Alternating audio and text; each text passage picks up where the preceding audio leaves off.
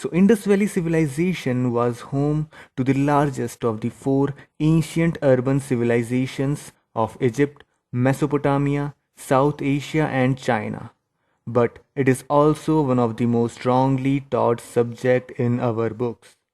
The civilization did not start in 3500 BC. No invasion took place in 2000 BCE either. So, what exactly happened? How did our civilization truly start? In this video, I am going to talk about how ancient India really is, when the civilization started, what was our culture, and I will try to date it as precisely as I possibly can. And there is also gonna be a special topic, so stay focused. Let me give a brief intro first. People who don't wanna listen to it can directly jump to the main topics. So, we have learned that the earliest civilization in India started around 4000 BCE. Before that, people lived under caves and were mainly hunters and food gatherers. The weapons and tools used were made of stones. Then, these hunters were gradually civilized and started living in settlements. The earliest settlement made was in the northwestern regions of South Asia around the banks of river Sindhu, which is today's Punjab, Pakistan. It was named Indus Valley Civilization or Sindhu Ghati Sabhyata in Hindi. Then gradually the civilization extended far beyond the Indus Valley. By around 2800 BC, the regions were expanded in all directions and around 1000 more settlements followed. The main towns were Harappa, Mohenjo-daro, Kalibangan and Lothal. Major transformations also occurred in various fields such as architecture, mathematics, agriculture, pottery, etc. The drainage and flood management system was one of the best of all civilizations. Town planning was at its finest. The period was the prime of the Indus Valley civilization. The fall of the IVC started around 1700 BCE when fair skinned nomadic people from Central Asia, known as Aryans, not these, them, yep. So they migrated to India and started their own civilization. They were skilled warriors who soon invaded and ruled over the indigenous dark skinned people, made them their slaves, and imposed caste system. They also brought the ancient beliefs, practices, and stories which became India's dominant religion, Hinduism. They spoke Sanskrit and created Vedas. The period of Indian history from about 1500 to 500 BCE is often called the Vedic period after these sacred texts. That, in a nutshell, what we have always known. Now let's find out how much of it is actually true. Let's go back to millions of years when humankind came into existence.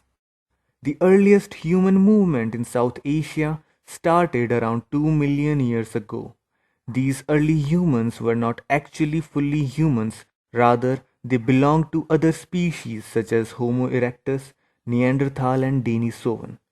They lived in caves and were mainly hunters and gatherers.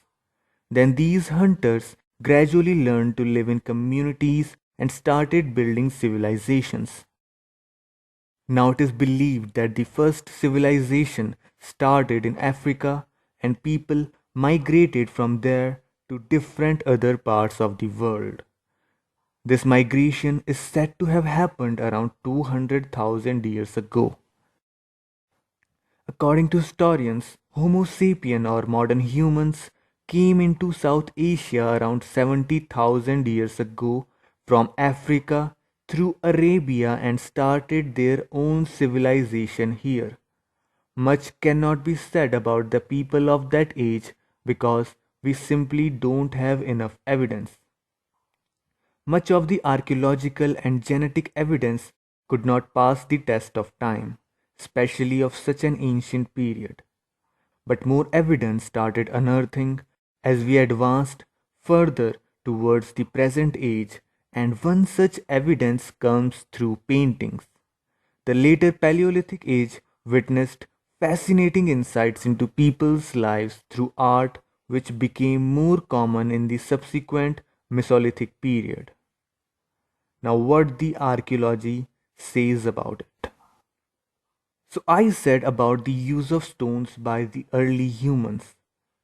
There is an archaeological site Athirimpakam near Chennai where the tools found date back to 385,000 years from now. What's interesting is that we found that these tools are made of the same technique as tools found in Africa. This finding may push the date of out of Africa migrations further back by 100,000 years. On the other hand, in the Narmada region, we have also found the oldest dated skeleton in India. It is a skull fossil dating around 300,000 BCE.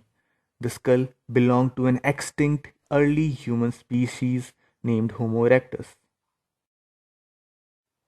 Now, coming to the paintings, we have found many caves representing paintings that depict the lives of these ancient humans. In fact, some of the petrographs, such as this one at Daraki Chattan, are as old as 500,000 years. Bhimbetka caves in Madhya Pradesh are more or less 20,000 years old. Ambadevi rock shelters in Betul district are 25,000 years old, while petroglyphs found in the Konkan region also date back to around 12,000 BCE.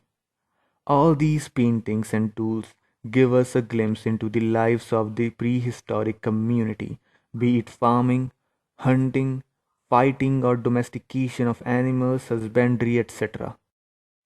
ASI even found a camping site Nubra in the Ladakh region which is believed to be 11,000 years old. Experts believe this site was used as a temporary stay for the hunter-gatherers community before they moved into some other place. And that's it. At the end of this period at 10,000 BCE, the last ice age happened, which resulted in the extinction of many large mammals. Climate change also resulted in the rising of sea level, causing a lot of human migration. After that, a new age started, which is called Holocene. So let's move forward into this. Mesolithic Age. This is the time when civilizations started in their truest sense all around the world. Humans started forming societies, agriculture and pottery started flourishing. At this age, ancient humans domesticated animals and cultivated cereal grains. Advancements were made not only in tools but also in farming, home construction, and art, including pottery. Now, two major sites of that age are Lahurudeva and Saraswati. Lahurudeva is a village in eastern Uttar Pradesh. On the basis of the micro charcoal found in the nearby lake, it was reported that human activity was going on in this area for last 12,000 years. The charcoals also indicated regular fire-related human events around the lake. Now, two fascinating things about this site are that it provides the oldest evidence of pottery in South Asia and is also reported to be the earliest archaeological site in South Asia for domesticated rice. Yes, the word is sufficient to argue that the people of that time found a way to cultivate the grains. But what's truly fascinating is the age itself. This cultivated domesticated rice is as old as 9000 BCE. What does it suggest? It suggests that the people must have been living here much before this age, as gaining the required knowledge for such type of agricultural practice takes time. Another interesting thing that the archaeologists found of this time period was the fire altars. A lot of fire altars have been found in various sites throughout the map. Now these type of altars find a mention in Vedas. According to the Vedic scriptures, during various yagyas, fire altars were used. Even to this date, we see the use of these practices in many rituals and ceremonies. So, were the Vedic practices always been a part of this subcontinent? Vedas talk a great deal about Saraswati. It is mentioned 80 times more than Ganga. No other river has received so much importance and respect as Saraswati. In Rig Veda, Vedic Saraswati is described as best of mothers, best of rivers, and best of goddesses. The Nadistuti Sukta in the Rig Veda mentions the Saraswati between the Yamuna in the east and the Satluj in the west. Mahabharata even gives clear geographical accounts of a number of pilgrimage sites spread along the course of the Saraswati River. It even mentions that the Saraswati dried up in a desert. Now, what does it prove? Well, firstly, that the people actually lived along the banks of Saraswati and the river had a major contribution to the settlements. Archaeology confirm it. According to archaeologists and the climate experts, Saraswati used to flow 80 to 20,000 years ago. But due to certain climatic conditions, it gradually reduced in size but later regained its peak at around 9000 BCE. It flowed parallel to river Sindhu and was 22 km wide and flowed from the Himalayas into the Gulf of Kutch in the Arabian Sea. Scientists believe that the settlements here must have started around 9000 BCE when the people needed a place to stay after the Ice Age and the river was at its peak that time. So it's only natural that they decided to migrate. One of the earliest settlements of the Saraswati phase is of Bhirrana, Haryana. Upon the artifacts and potteries found, the study dates the settlement back to 7500 to 6500 BC, in close proximity to Mehergarh, Pakistan, which is dated to be around 7000 BC. This report suggests that the civilization here did not start 5000 years ago as we have studied in school, but is actually much older. This ancient Saraswati or pre-Harappan civilization constituted several cities from both India and Pakistan. Sites include Kalibangan, Bhirrana, Farmana, etc. from India and Jalilpur, Mehergarh, Rahmandheri, etc. from Pakistan. As of now, more than 500 sites have been discovered in this region. Studying them, it is inferred that the monsoon was intense during 9000 BC, transforming the riverbeds into mighty rivers along which the settlements flourished. But around 5000 BC, the monsoon declined and riverbeds started to dry up. The sea, which was flooding at that time, calmed down. The situation worsened by 3000 BC. Saraswati started collecting sediments from nearby sources and got disconnected from its origin, the Himalayas. Satluj became the only source to keep Saraswati flowing. Now, why was Saraswati disconnected from its source with the Himalayas? The reason for this change was found to be tectonic disturbances. An earthquake, a shift of the tectonic plates, created a blockage that disconnected Saraswati from its origin point. And since the monsoon was also on the decline, the river just dried up. The sea level declined by about 6 meters, causing droughts. Dholavira, which was an important site of that time, also suffered immensely. The way of living was affected in a great measure. It is believed that people started leaving the settlements as the river started drying, and then gradually civilization collapsed completely. But one argument these studies put forth is that the Vedas have to be at most 10,000 years old. There is no way that Vedas can be written around 2000 BC by the invading Aryans simply because Saraswati was completely dried out by then, so there is no way that anyone can write about something they never saw. One more thing, the Vedas represent Saraswati as mother and best of goddesses. If Vedas were truly created by the invading Aryans, they would have never used those terms. Because they were invaders, man. Why would they praise the gods of the people they are ruling over? It just won't make sense.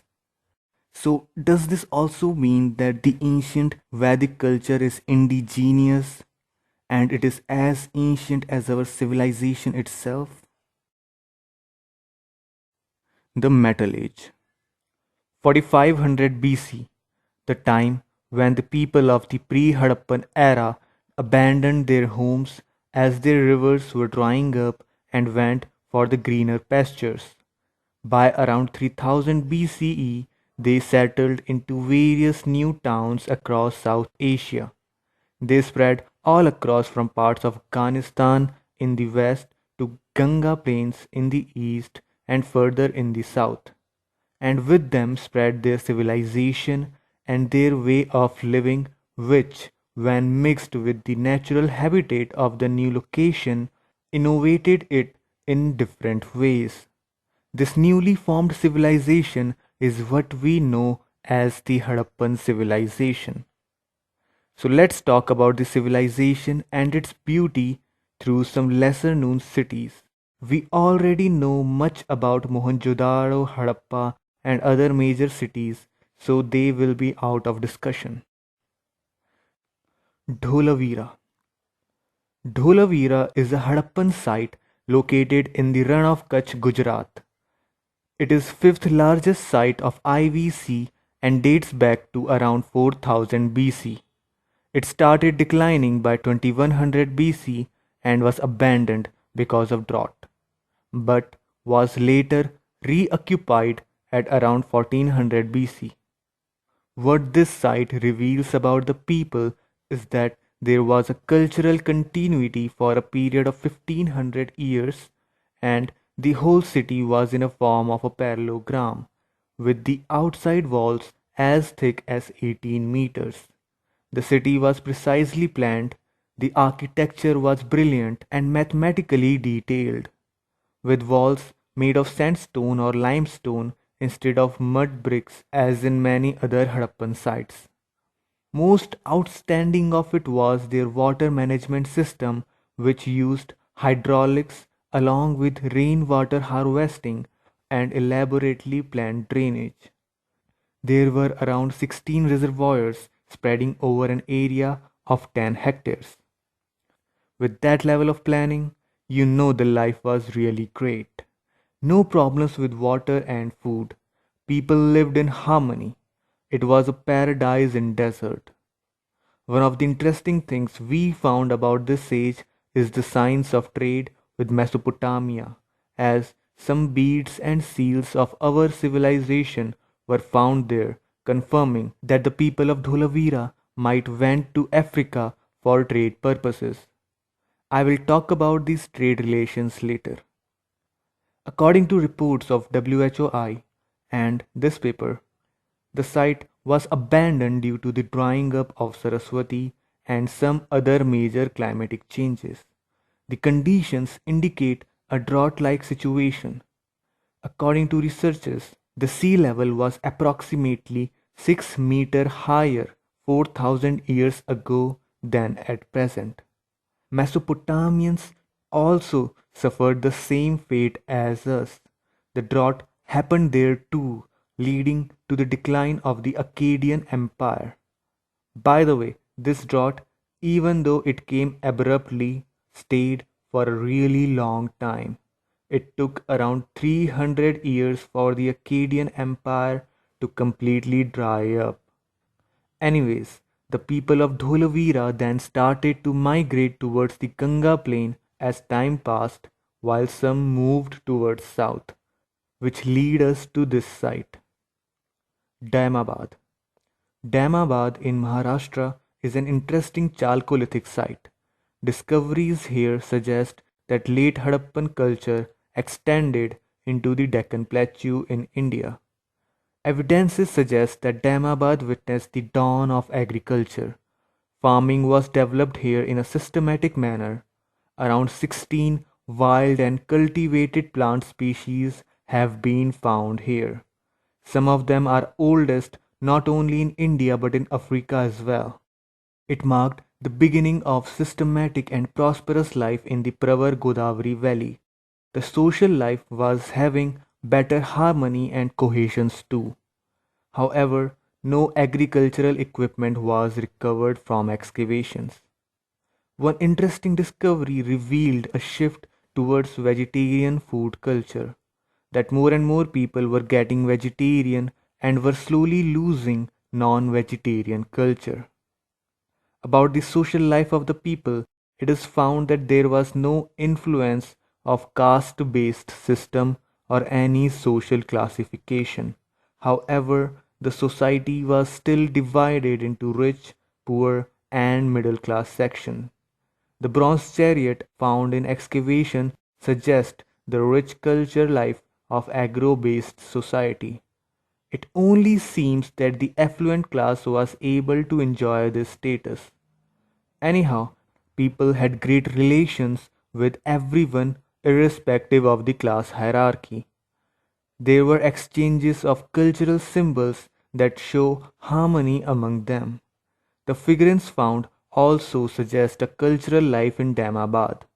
Other than the chariot, sculptures of a water buffalo and rhinoceros have also been found. A painted potsherd has even reflected the first dancer in Maharashtra. A few minutes earlier, I talked about the connection of Vedas with the indigenous culture of IVC. Well, now I will talk about a city which is indeed taken out from Mahabharata, Dwarika. Dwarika of Sri Krishna is mentioned a lot in Mahabharata and many other Puranas. According to the legend, when the Magad king Jarasandh became a threat to his people, Lord Krishna moved to the coasts of Gujarat and established Dwarika along with his people. If you believe Mahabharata, then in Mausal Parv it is written that the city was submerged in the Arabian Sea when Sri Krishna died. And according to the astronomical dates, the year would be somewhere around 3000 BCE. In the late 90s, a group of marine archaeologists went to the same place as described in the books and found the ancient city. Before its discovery, a group of scholars were of the view that Mahabharata is a myth, hence, there is no point in looking for some city that never existed. Exploring the sea will be a total waste of time and money. But the onshore and offshore excavations done by Dr. S. R. Rao prove that the description we found of this ancient city in all the literature is not to be discarded completely.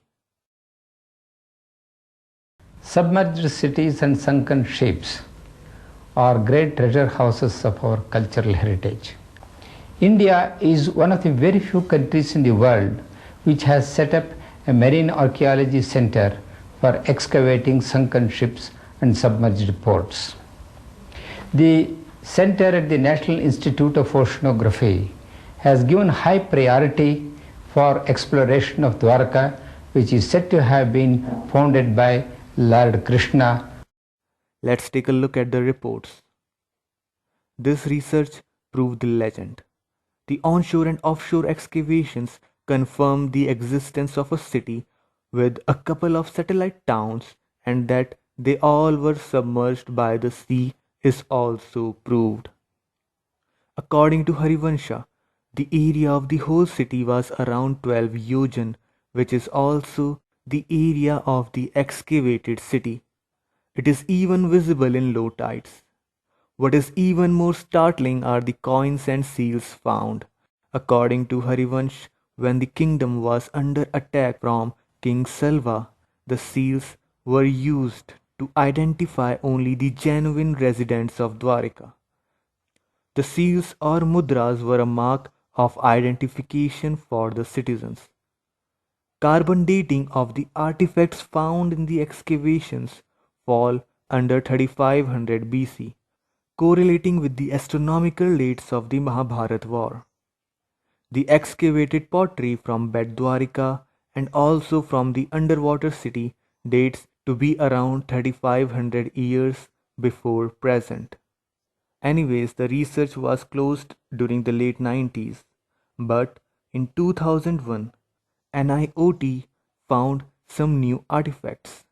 Some of them, including some woodblocks, are found to be as old as 7500 BC, coinciding with the Saraswati civilization. Dr. Mulli Manohar, who conducted this research, said that they even found a trail of some Paleolithic age river. Following that, he found a few more underwater ruins. Let me quote an excerpt from the report. The buildings are evenly spaced and contain deep foundations within the seabed. A number of regular steps seem apparent within a number of the structure. A feature called the fortress is nearly 98 meters in length. Joshi also called to attention other buildings underwater, including a granary, drainage system, and public path. There can be no doubt that the features are truly man-made. Computer simulated underwater image of sonar scanned fortress at the Gulf of Khambat off the coast of the Gujarat Peninsula 131 feet below the water surface. The present findings corroborate the description of the city of Dwarka as given in the Mahabharata, that it was a The Paleolithic river is believed to be Saraswati. Take a look at this report, which suggests that the Rigvedic cultural traits such as fire worship, animal sacrifice, disposal of dead by cremation and burial, presence of horse, and intensive maritime activity are all conspicuous to Harappan culture. The sites excavated shows excellent pictures of maturity, decline, and devolution of IVC during 3000 to 1500 BC as found in all these reports. Now about the flood. Scientists found that the northwestern part of India was active seismically at that time. These earthquakes are likely to have caused the shifting of the river and sea level fluctuations, including sinking of Dwarika. Thousands of ships have sunk in storms, and several flourishing ports have disappeared as a result of the rising sea. Here is the topographical picturization of Dwarika submerging. The flood indeed happened, and these tectonic activities might have continued and, when mixed with the change in climate, became one of the reasons for the drying up of Saraswati. Don't believe me? Here are some video excerpts of various interviews of scientists. Take a look. So from archaeological perspective, there is no doubt that Dwarka was a city, and once upon a time a very flourishing city which was enjoying Arab-India trade. It looks like a twin city or a twin metropolis of ancient times. Maybe this is the beginning of a major. You can check description for the full videos. However, most of the claims made by Dr. Rao were not accepted by a large group of scholars, more so because the excavations were stopped due to a lack of fund. Even though whatever little we have found does put on some serious questions. Only if they restart the excavation with proper manpower that we can know for sure what is the real truth.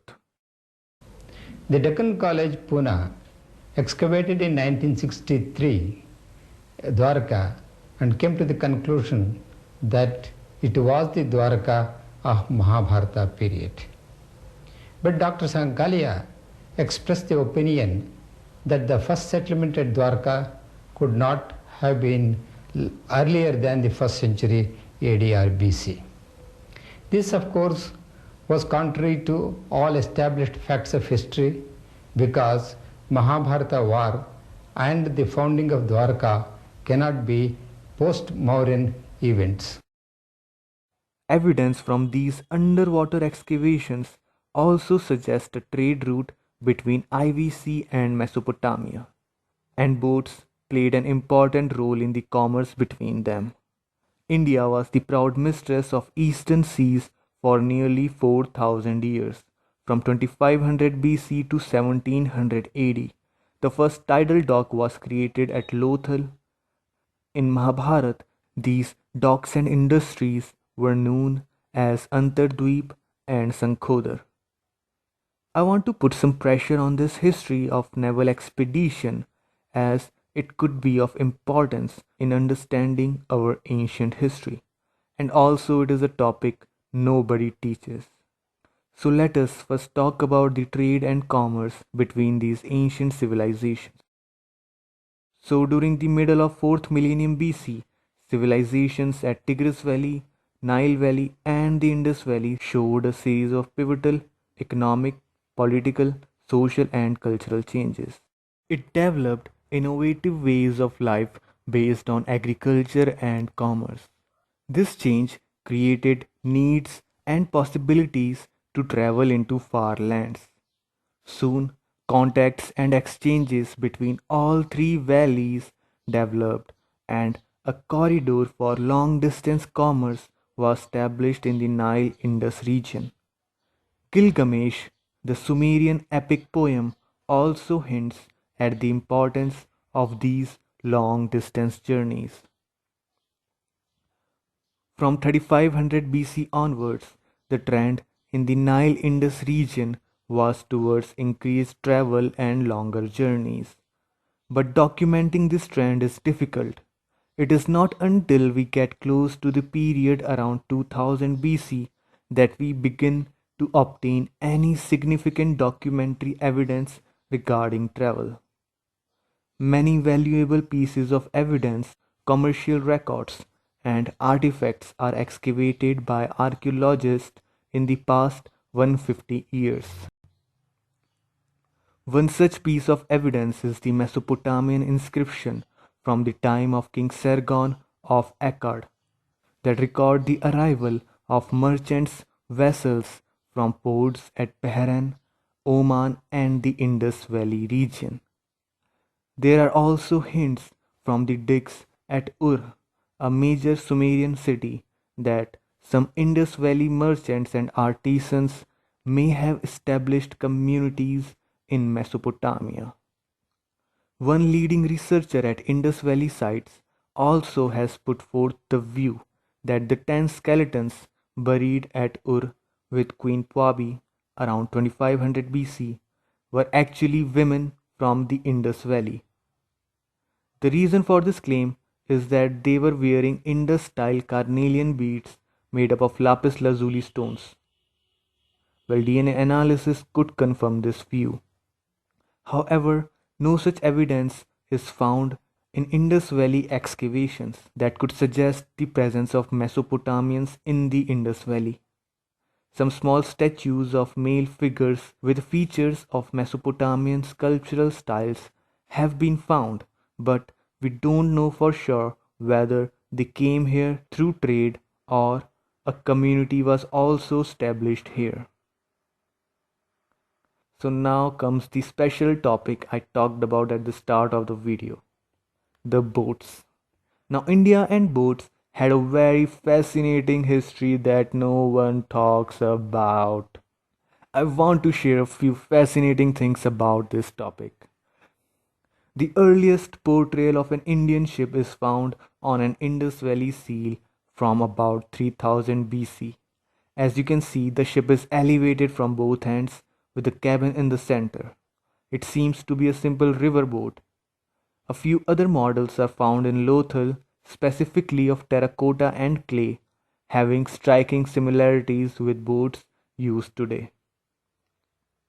And not just that, there is even mention of mechanized boats as shown in the passage in Mahabharata. In fact, ships have been continuously mentioned in various verses throughout ancient literature, including Vedas, Ramayana, Puranas, Arthashastra, and other historical books. In fact, traveling to distant places via sea routes and naval expeditions was well known at that time. For example, the Rig Veda talks of how Varun has full knowledge of all the sea routes that were followed by ships. Another verse speaks of merchants going everywhere and frequently to every part of the sea, and various others. I have already said that Rig Veda has to be at least 5000 years old, which means the Vedic civilization was well equipped in sailing by that time. Archaeological and historical evidences prove it. The excavations at Lothal suggest trades with countries like Egypt around 2500 BC. The port could not only dock small boats but could also harbor big ships. The excavation done by KCHR in Pattanam, Kerala also suggests a trade route from the southern parts of India.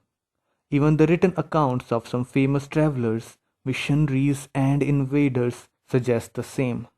From Marco Polo to Vasco da Gama, everyone has written about the excellence of India's shipbuilding.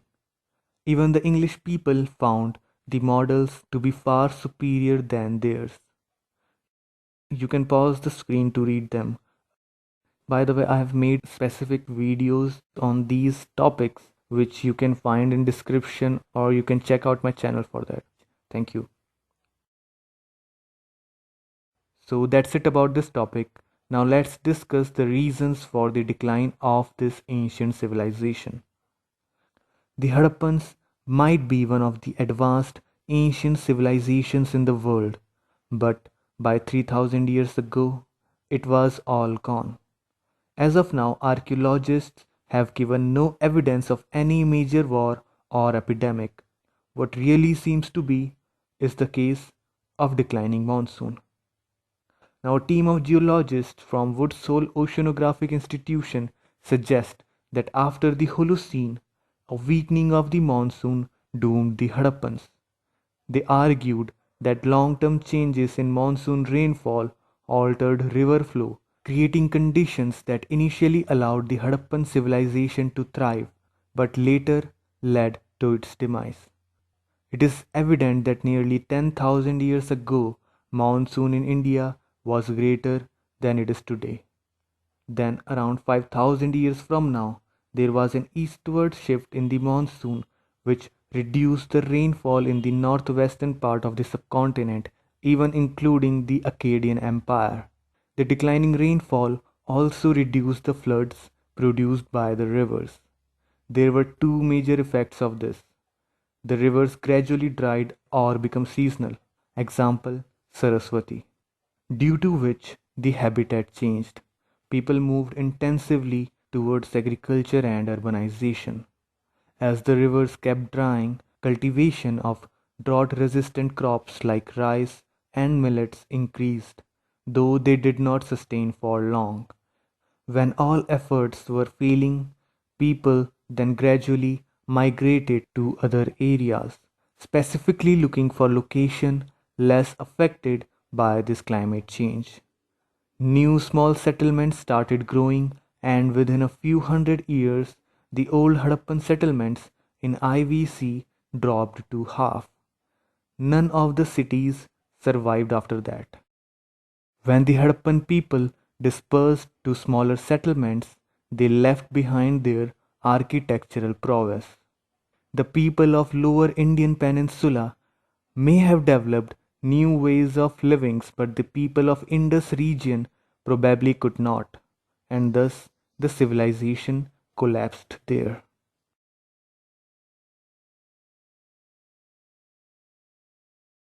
So, putting it all together, we learned that the Indian subcontinent started populating around 70,000 years ago.